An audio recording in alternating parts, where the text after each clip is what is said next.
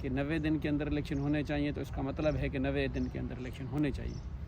کوئی بھی نظریہ ضرورت جو دفن ہو چکے ہیں پہلے بہت سارے کیسز میں، اب وہ نہیں آ سکتے اس کے بیچ میں کہ جس کی وجہ سے جو ہے آئین میں کوئی تبدیلی کی جائے۔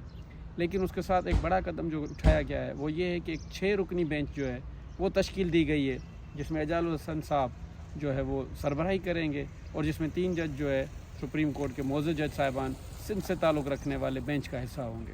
جس میں سندھ سے تعلق رکھنے والے منیب اختر صاحب ہیں، معزز جج جو ہے وہ محمد علی مظہر صاحب ہیں، اور حسن علی رضوی صاحب ہیں۔ یہ بینچ سنے گا جو 2-1 کی اکثریت سے فیصلہ دیا گیا تھا جناب معزز قاضی فائز عیسیٰ صاحب کی طرف سے، جس میں بہت سارے ایشوز اٹھائے گئے تھے کہ جب تک سپریم کورٹ رولز میں امینڈمنٹ نہیں ہوتی تب تک سو موٹو کیسز نہ سنے جائیں، اور یہ بھی اس کے اندر طے کیا گیا تھا کہ کس طریقے سے بینچ ہونے چاہیے، اسپیشل بینچ کا پروویژن ہے یا نہیں ہے، اور بینچ کی تشکیل کیسے ہونی چاہیے، ریگولر بینچ جو ہے وہ کام کیسے کریں، کیسوں کی جو ہے وہ میکینزم ہونا چاہیے ان کو فکسیشن کے لیے۔ کچھ کیسز سنے جاتے ہیں جلدی اور روزمرہ کی بنیاد پر، اور کچھ کیسز جو ہیں وہ نہیں سنے جاتے۔ اس حوالے سے جو ہے وہ کافی ساری چیزیں اس ججمنٹ کے اندر تھیں۔ اس ججمنٹ کو ریوزٹ کرنے کے لیے ایک اور جو ہے 6 رکنی بینچ تشکیل کیا گیا ہے۔ دیکھیں، کوئی بھی فیصلہ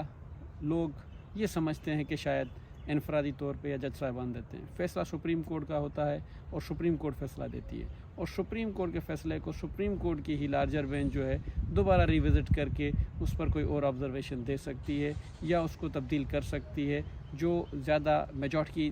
جو ہے ڈیسائیڈ کرے گی سپریم کورٹ میں۔ اس وقت 6 رکنی بینچ تشکیل دیا گیا ہے جو یہ کیس سنے گا، اور جس میں یہ سارے اس کے اسپیکٹس جو ہیں وہ ڈیسائیڈ کرے گا۔ جہاں تک میرا خیال ہے تو اس کے اندر جتنی بھی امینڈمنٹس اور یہ چیزیں ہیں، میں سمجھتا ہوں کہ یہ 6 رکنی بینچ ہوگا، ان ساری چیزوں پر قانونی طور پر جو فیصلہ کرے گا وہ یہی ہونا چاہیے جو اس میں آبزرویشن ہے۔ کچھ چیزیں جیسے اس میں کہا گیا کہ فی الحال جب تک رولز نہیں ہوتے تب تک سو موٹو کیسز نہ سنے جائیں، میں سمجھتا ہوں اس بات کو شاید وہ درست تسلیم نہ کریں، لیکن جہاں تک میرا خیال ہے کہ سپریم کورٹ رولز کے اندر جو ہے وہ تبدیلی لائی جائے گی، اور سپریم کورٹ رولز جو ہیں وہ تبدیل ہوں گے۔ اس حوالے سے جو ہے وہ بینچ اپنی ہیئرنگ کرے گا، اور اس حوالے سے اس میں جتنے بھی دلائل ہوں گے وہ پیش کیے جائیں گے۔ سپریم کورٹ کی ججمنٹ ہے، اس لیے سپریم کورٹ کی ہی لارجر بینچ اس کو جو ہے وہ سن سکتی ہے اور اس پر ریوزٹ کر کے کوئی اور فیصلہ دے سکتی ہے۔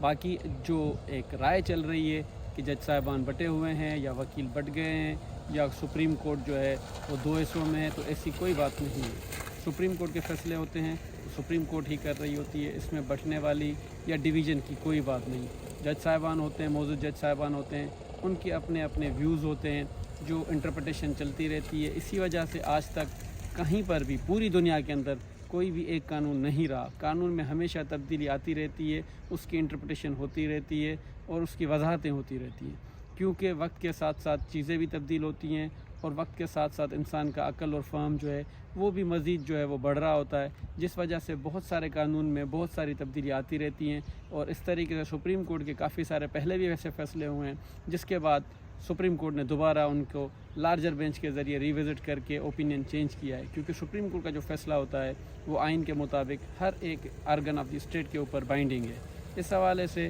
میں سمجھتا ہوں کہ یہ درست فیصلہ ہے کہ سپریم کورٹ کے 6 جج جو ہے مطلب ایک کوئی بھی لارجر بینچ جو ہے اس کو سنے اور دوبارہ ریوزٹ کرے، تاکہ جو بھی ایمبیگوٹی پیدا ہوتی ہے یا جو بھی آئین کے اندر اگر کوئی چیز آتی ہے اس قسم کی جو ایک بحران پیدا کرے تو اس کو ختم کیا جائے۔ تو میں سمجھتا ہوں یہ ایک اچھا فیصلہ ہے، خوش آئند فیصلہ ہے، اور جمہوریت جو ہے وہ الیکشن پروسیس کے تھرو ہی ہوتی ہے۔ یہ ایک اچھا فیصلہ ہے، میں سمجھتا ہوں الیکشن وقت پہ ہونے چاہیے، اس سے اچھی رزلٹ آئے گی۔ انشاءاللہ تعالیٰ بہت ہی جلد ملتے ہیں پھر ہم ایک اور ویڈیو میں۔ اپنا خیال رکھیے گا، شکریہ۔